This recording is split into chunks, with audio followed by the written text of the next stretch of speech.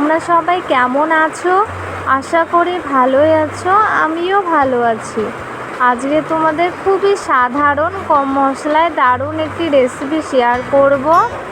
আলু স্কোয়াশ দিয়ে রুই মাছের পাতলা ঝোল। তোমরা সবাই দেখতে থাকো।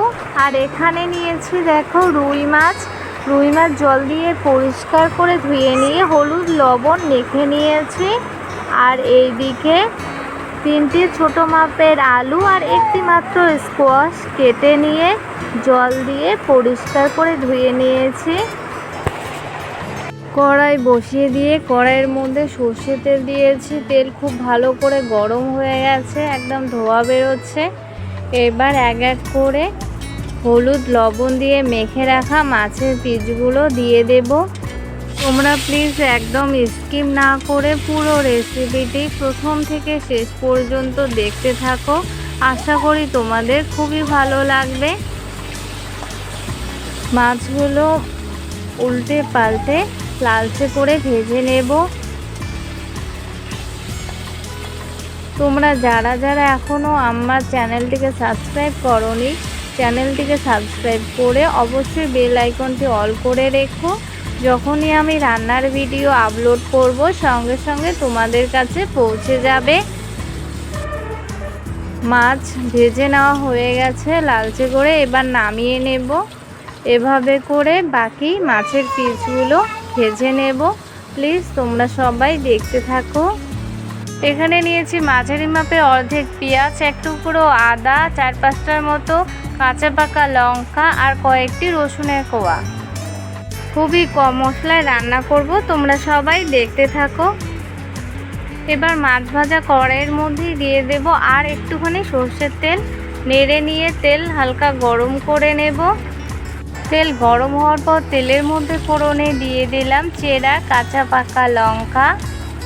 নেড়ে নিয়ে এখানে দিয়ে দিলাম সামান্য একটুখানি গোটা জিরে। নেড়ে নিয়ে হালকা ভেজে নেব। ফোড়ন থেকে ভালো গন্ধ বের হয়েছে আর ভেজে নেওয়া হয়েছে। এরপর এখানে দিয়ে দিলাম পরিষ্কার করে ধুয়ে রাখা আলু আর স্কোয়াশ। এবার সব কিছু খুব ভালো করে নেড়ে নিচ্ছি। এরপর এখানে দিয়ে দেব সামান্য একটুখানি লবণ আর একটুখানি হলুদ গুঁড়ো। এবার সব কিছু খুব ভালো করে নেড়ে নিয়ে স্কোয়াশ আলু লালচে করে ভেজে নেব। জাল থাকবে লো টু মিডিয়াম আছে। এই দেখো 5-6 মিনিট লো টু মিডিয়াম আছে জাল করে নিয়েছি আর লালচে করে ভেজে নেওয়া হয়ে গেছে। 60% মতো সিদ্ধ হয়ে গেছে। এবার এখানে দিয়ে দেব অর্ধেক পেঁয়াজ, রসুন আর একটুখানি আদা শিলনোড়ায় বেটে নিয়েছি, দিয়ে দিলাম।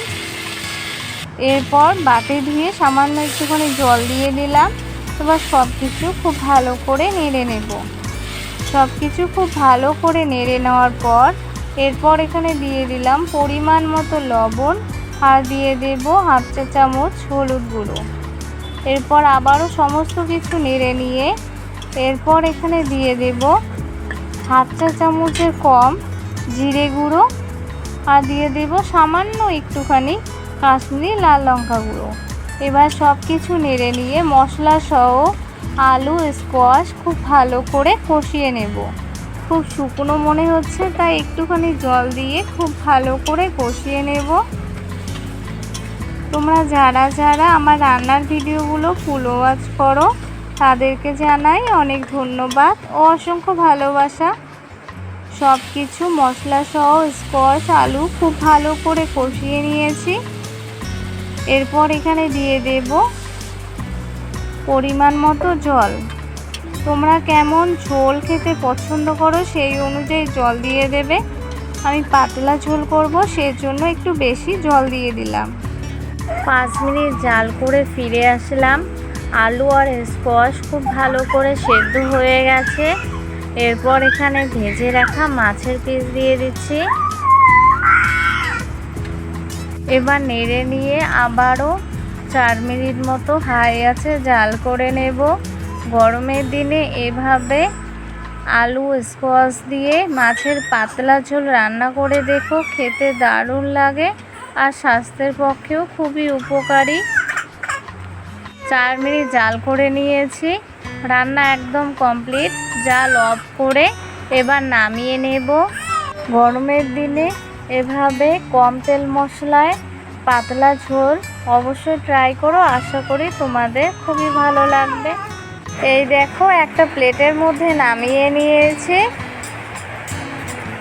আলু স্কোয়াশ দিয়ে রুই মাছের পাতলা ঝোল কম মশলায়। তোমাদের কেমন লাগলো জানাবে, ভালো লেগে থাকলে ভিডিওটিতে লাইক কমেন্ট এবং শেয়ার করো এবং অবশ্যই চ্যানেলটিকে সাবস্ক্রাইব করে বেল আইকনটি ক্লিক করতে ভুলো না। আজকে পর্যন্তই, দেখা হবে পরের ভিডিওতে। তোমরা সবাই ভালো থেকো, বাই।